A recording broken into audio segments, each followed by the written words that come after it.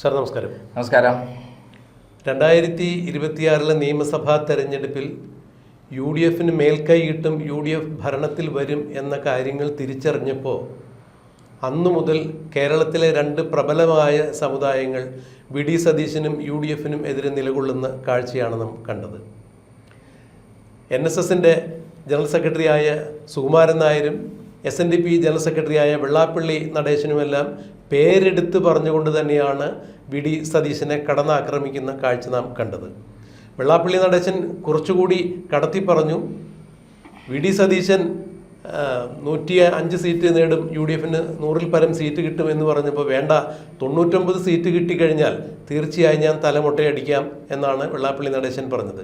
എന്തായാലും അദ്ദേഹം തലമൊട്ടയടിച്ചോ എന്നുള്ളത് അറിയില്ല. VD സതീശൻ പറഞ്ഞതുപോലെ 102 സീറ്റ് UDF കിട്ടി. അതുപോലെ VD സതീശൻ മുഖ്യമന്ത്രിയായി UDF മന്ത്രിസഭ അധികാരത്തിൽ വന്നിട്ട് 3 മാസം പിന്നിടുന്നു. ഇതുപോലെ തന്നെയായിരുന്നു UDF എപ്പോഴും കിട്ടുന്ന അവസരങ്ങളിലെല്ലാം കടന്നാക്രമിച്ചു കൊണ്ടിരുന്നു. VD സതീശനെ കടന്നാക്രമിച്ചു കൊണ്ടിരുന്ന ഒരു നേതാവാണ് സുകുമാരൻ നായർ. NSSൽ കാലാകാലങ്ങളായി ജനറൽ സെക്രട്ടറിയുടെ കസേര കൈയടക്കി വച്ചിരുന്ന ആ കസേരയിലിരുന്ന് ഭരിക്കുന്നത് സുകുമാരൻ നായരാണ്. ഈ കഴിഞ്ഞ തെരഞ്ഞെടുപ്പോടുകൂടി KB ഗണേഷ് കുമാർ എന്ന NSSൻ്റെ അവിഭാജ്യ ഘടകമായിരുന്ന, അല്ലെങ്കിൽ NSSൻ്റെ പരമാചാര്യന് ഒപ്പം നിൽക്കാവുന്ന ആ പ്രസ്ഥാനത്തോട് ചേർന്ന് നിന്നിരുന്ന ഒരാളാണ് ബാലകൃഷ്ണപിള്ള.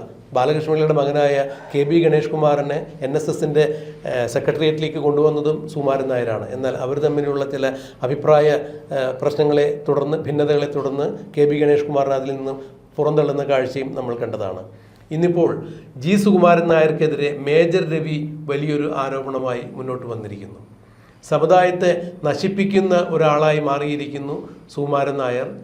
കോടിക്കണക്കിന് രൂപ വിലമതിക്കുന്ന സ്ഥലങ്ങളാണ് NSS കോളേജിന് വേണ്ടി മേടിച്ചിട്ടിരുന്നത്, അല്ലെങ്കിൽ NSSൻ്റെ വിദ്യാഭ്യാസ സ്ഥാപനങ്ങൾക്ക് വേണ്ടി വാങ്ങിയിട്ടിരുന്നത്. ഇതെല്ലാം അന്യാധീനപ്പെട്ടു പോകുന്ന തരത്തിലേക്ക് കേസും കുന്തവുമായി മാറിയിരിക്കുന്നു. ഈ കേസ് നടത്തിയെടുക്കുവാൻ വേണ്ടി NSSന് താല്പര്യമില്ല.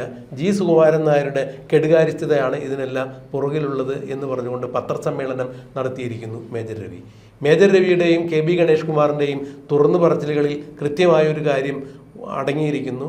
NSSൻ്റെ ജനറൽ സെക്രട്ടറിയായ സുകുമാരൻ നായരാണ് NSSൻ്റെ വിനാശത്തിന് വഴിയൊരുക്കുന്നത് എന്നുള്ളതാണ് ഇവർ പറഞ്ഞു വരുന്നത്. എങ്ങനെയാണ് നന്ദകുമാർ സാർ ഇതിനെ നോക്കിക്കാണുന്നത്?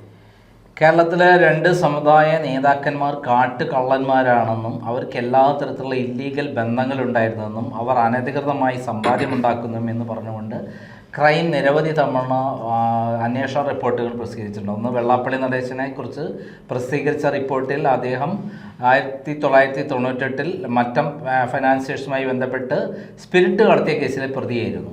അതോടൊപ്പം അദ്ദേഹം ഇവിടെ നിന്ന് മണ്ണെണ്ണയും അതേപോലെ പെട്രോളും ഡീസലും എല്ലാം കടത്തി രാമേശ്വരം വഴി LTD കടത്തി കൊടുത്തിരുന്നു എന്നുള്ള കാര്യം ക്രൈം പ്രൊസീജിയർ. എന്നിട്ട് അവിടെ നിന്ന് കള്ളനോട്ട് ഇറക്കി കൊടുക്കും. ആ കള്ളനോട്ട് ഇവിടെ ഇന്ത്യൻ കറൻസിയെ കടത്തി വെട്ടുന്ന കറൻസി ഇവിടെ ഇറക്കും. അങ്ങനെയാണ് വെള്ളാപ്പള്ളി നടേശനായത് എന്ന് ഞാൻ പ്രസിദ്ധീകരിച്ചിട്ടുള്ളതാണ്. ഇതേപോലെ തന്നെയാണ് നാരായണ പണിക്കരുടെ ചായ കൊണ്ടു കൊടുക്കുന്ന ഒരാളായിരുന്നു, പിയൂണായിരുന്നു ആര്, ഈ പറയുന്ന സുകുമാരൻ നായർ. എന്നാൽ നാരായണ പണിക്കൽ പഴയ കാലത്തെ നായർ സമുദായത്തിൽ ഉണ്ടായിരുന്ന എല്ലാ വൃത്തികേടുകളും അദ്ദേഹത്തിനുണ്ടായിരുന്നു. സംബന്ധം എന്ന് പറയുന്ന രീതിയിൽ പല സ്ഥലത്തും ഇടപാടുകളുണ്ടായിരുന്നു. ഗുരുവായൂരിൽ ഒരു നായർ സ്ത്രീയിൽ അദ്ദേഹത്തിന് ഒരു കുട്ടിയുണ്ടായിരുന്നു. ഈ രഹസ്യം അറിയുന്ന ഒരാളായിരുന്നു ആര്, ഈ പറയുന്ന നമ്മളെ സുകുമാരൻ നായർ. അത് മുതലാക്കി അദ്ദേഹത്തെ ബ്ലാക്ക്മെയിൽ ചെയ്ത് പിന്നീട് ഘട്ടം ഘട്ടമായി നാരായണൻ നായരുടെ സീറ്റിൽ കയറിയിരിക്കാനും അധികാരത്തിൽ വരാനും അധികാരത്തിൻ്റെ എല്ലാ ചേഷ്ടകൾ കാണിക്കാനും തുടങ്ങി. അവസാനം നാരായണ പണിക്കർ സത്യം പറഞ്ഞാൽ അദ്ദേഹത്തെ മാനസികമായി തകർന്ന് മരിക്കുകയായിരുന്നു എന്നാണ് അദ്ദേഹത്തിൻ്റെ കൂടെയുള്ള ആളുകൾ എന്നോട് പറഞ്ഞത്. അതേസമയത്ത് ഈ പറയുന്ന ഇദ്ദേഹം ആരാണ്? അന്ന് മുതൽ തട്ടിപ്പും വെട്ടിപ്പും നടത്തി NSSനെ ഉപയോഗിച്ച് അധികാരത്തിലെത്തിയ ആളാണ്. അദ്ദേഹത്തിന് ഡോക്ടർ എലിസബത്ത് എന്ന് പറയുന്ന ലേഡിയുമായിട്ടുണ്ടായുള്ള ബന്ധങ്ങളെക്കുറിച്ച് ക്രൈം പ്രസിദ്ധീകരിച്ചിട്ടുള്ളതാണ്. മാത്രമല്ല ഈ പറയുന്ന നാരായണ പണിക്കരെ ഉപയോഗിച്ച് കോടികളുടെ അഴിമതി നടത്തിയതിൻ്റെ രേഖകളും ക്രൈം പ്രസിദ്ധീകരിച്ചിട്ടുണ്ട്. NSSന് കേരളത്തിലെ ഏറ്റവും അധികം സ്വത്തുള്ളൊരു സമുദായമാണ്. അവർക്ക് കേരളത്തിൽ പല കോളേജുകളും സ്കൂളുകളും ഹൈസ്കൂളുകളുമുണ്ട്, അതുപോലുള്ള സ്ഥാപനങ്ങളുണ്ട്. ആ സ്ഥാപനങ്ങളിലെല്ലാം തന്നെ നിയമനങ്ങളുണ്ട്. ഈ നിയമനങ്ങളിലൂടെയൊക്കെ കോടികളാണ് കിട്ടുക. അല്ലാതെ തന്നെ കോടിക്കണക്കിന് രൂപയുടെ സ്വത്തുക്കളുണ്ട്. അപ്പോൾ ഈ സ്വത്തുക്കളൊക്കെ കുറഞ്ഞ വിലയ്ക്ക് വിൽക്കുവാനായിട്ട് കൂടുതൽ മാർജിൻ വാങ്ങുക, ഇതൊക്കെ ഈ സുകുമാരൻ നായരുടെ പണിയാണ്. നാരായണ പണിക്കരുടെ കാലം മുതൽക്ക് തന്നെ സുകുമാരൻ നായർ അടക്കി വാഴുകയായിരുന്നു. അതിന് കാരണം ഇതാണ്, നാരായണ പണിക്കരുടെ ഇല്ലീഗൽ ബന്ധത്തിലുള്ള ഒരു കുട്ടിയുണ്ട് എന്നുള്ള കൃത്യമായ വിവരങ്ങൾ ഈ പറയുന്ന സുകുമാരൻ നായരുടെ കൈവശമുള്ളത് കൊണ്ടാണ്. ഇപ്പോൾ മേജർ രവി പൊട്ടിച്ചിരിക്കുന്ന കാര്യം വളരെ സത്യസന്ധമായ കാര്യമാണ്. മേജർ രവി നമ്മളെല്ലാവരും ബഹുമാനിക്കുന്ന ഒരു സിനിമ പ്രൊഡ്യൂസറാണ്, അഭിനേതാവാണ്, സംവിധായകനാണ്. അദ്ദേഹത്തെ നമ്മൾ ബഹുമാനത്തോടു കൂടി മാത്രമേ കാണാൻ പറ്റൂ. അദ്ദേഹം ഒരു കാര്യം കളവ് പറയില്ല, സത്യസന്ധമായിട്ടേ പറയുള്ളൂ. എനിക്ക് തന്നെ അറിയാവുന്ന ധാരാളം സംഭവങ്ങൾ ഞാൻ പ്രസിദ്ധീകരിച്ചിട്ടുമുണ്ട്. എൻ്റെ കൈവശം കെട്ടുകണക്കിന് രേഖയും ഉണ്ടായിരുന്നു. മുമ്പ് ഈ പറയുന്ന സുകുമാരൻ നായരെക്കുറിച്ച് ക്രൈം പ്രസിദ്ധീകരിച്ച വാർത്തയ്ക്കെതിരെ അദ്ദേഹം എനിക്ക് 50 ലക്ഷത്തിൻ്റെ നോട്ടീസ് അയച്ചു. ഞാൻ കേസ് ഫയൽ ചെയ്യാൻ വേണ്ടി വെല്ലുവിളിച്ചു. എനിക്കെതിരെ ഒരു കേസും കൊടുത്തു, ഒരു പുല്ലും കൊടുത്തിട്ടില്ല അദ്ദേഹം. അദ്ദേഹത്തിനെതിരെ ആരോപണം വെച്ച് പണ ഇടപാടുമായി ബന്ധപ്പെട്ട കാര്യം, സ്ത്രീ വിഷയവുമായി ബന്ധപ്പെട്ട കാര്യങ്ങളുമായിരുന്നു ഞാൻ പ്രസിദ്ധീകരിച്ചിരുന്നത്. എന്നാൽ ഇന്നേ വരെ അദ്ദേഹം അതിൽ യാതൊരു തരത്തിലും ഒരു കേസ് പോലും ഫയൽ ചെയ്യാത്തതിൻ്റെ അർത്ഥം എന്താണ്? അദ്ദേഹം കാട്ടുകള്ളനാണ്, ഞാൻ പറഞ്ഞ കാര്യങ്ങളെല്ലാം സത്യമാണെന്ന് അദ്ദേഹം അംഗീകരിച്ചിരിക്കുന്നു എന്നുള്ളതാണ്. പല കോളേജുകൾക്കും 100 കണക്കിന് ഏക്കർ സ്ഥലം വാങ്ങിയിട്ടിട്ടുണ്ട്. നമ്മൾ 1000 കണക്കിന് ഏക്കറുകളാണ് ഈ പറയുന്ന NSS കോളേജുകളുടെ കീഴിലുള്ളത്. അവിടെ ഇതേപോലെ നിയമനങ്ങൾ എന്ന് പറയുന്നത് നമ്മൾ ചിന്തിക്കുന്നതിൻ്റെ അപ്പുറമാണ്. ഓരോ പ്രൊഫസർമാർക്കും ലെക്ചർമാർക്കൊക്കെ കോടികളാണ് വാങ്ങുന്നത്. അതിൽ ക്ലർക്കുമാർക്ക് വേറെ, പിയൂൺമാർക്ക് വേറെ, അങ്ങനെ എല്ലാ തരത്തിലും ഇടപാടുകളിലൊക്കെ കോടികളാണ് ഉണ്ടാക്കിയിരിക്കുന്നത്. ഇതിലൊക്കെ തന്നെ ഇങ്ങനെ വാങ്ങിയിട്ട സ്ഥലങ്ങൾ തന്നെയുണ്ട്, വെറുതെ വാങ്ങിയിട്ട സ്ഥലങ്ങളുണ്ട്. ഈ വാങ്ങിയിട്ട സ്ഥലങ്ങൾ എന്ന് പറഞ്ഞാൽ കുറഞ്ഞ വിലയ്ക്ക് വാങ്ങുന്ന സ്ഥലം വലിയ വില കൊടുത്ത് അക്കൗണ്ടിൽ കാണിക്കും. അപ്പോൾ അങ്ങനെ കാണിച്ച് വാങ്ങിയിട്ടുള്ള 100 കണക്കിന് ഏക്കർ സ്ഥലമുണ്ട് എന്നുള്ളതാണ് സത്യം. ഈ പറയുന്ന മേജർ രവി പറഞ്ഞ കാര്യം വളരെ വസ്തുതാപരമാണ്. നമുക്കറിയാം, കഴിഞ്ഞ ഗവൺമെൻറ് കാലത്ത് പ്രതിപക്ഷ നേതാവായിരുന്ന VD സതീശൻ ഇവരെ പോയി തൊഴാനോ അവിടെ പോയിട്ട് കാത്തു നിൽക്കാനോ തയ്യാറായിരുന്നില്ല, തിണ്ണനിറങ്ങാനേ തയ്യാറായിരുന്നില്ല. അദ്ദേഹം ഒരു രാഷ്ട്രീയ നേതാവ് എന്ന നിലയിൽ ആഢ്യത്വം കാണിച്ച ഒരാളാണ്. ആഢ്യത്വം എന്ന് പറഞ്ഞാൽ മര്യാദ, അച്ഛനെങ്കിൽ കണ്ടമാനം വരെ പോയി പ്രോത്സാഹിപ്പിക്കുക, അവരെ കാലും കൈ പിടിക്കുക, എന്നിട്ട് അവരെ വോട്ട് നേടി ഇങ്ങനെ ജയിക്കുക എന്നുള്ള ചിന്താഗതി അദ്ദേഹത്തിന് ഉണ്ടായിരുന്നില്ല.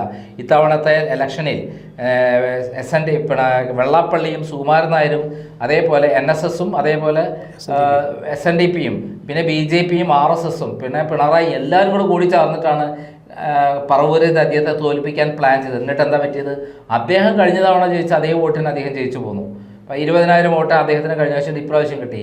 അത് ഇരട്ടിച്ചില്ല എന്നുള്ളത് സത്യമാണ്. അതിന് കാരണം ഇവർ സംഘടിതമായി VD സതീശനെ തോൽപ്പിക്കാൻ വേണ്ടി പ്ലാൻ ചെയ്തു, പ്രവർത്തിച്ചു എന്നുള്ളതാണ്. അപ്പോൾ ഈ NSS നടക്കുന്ന ഇത്തരത്തിലുള്ള വ്യാപകമായ അഴിമതിയുടെ കണക്കെടുത്ത് കഴിഞ്ഞാൽ നമുക്ക് ഒരു ദിവസമോ 2 ദിവസമോ തീരില്ല, 100 കണക്കിന് ദിവസങ്ങൾ വേണ്ടി വരും അതിനെക്കുറിച്ച് പ്രസിദ്ധീകരിക്കാൻ വേണ്ടിയിട്ട്.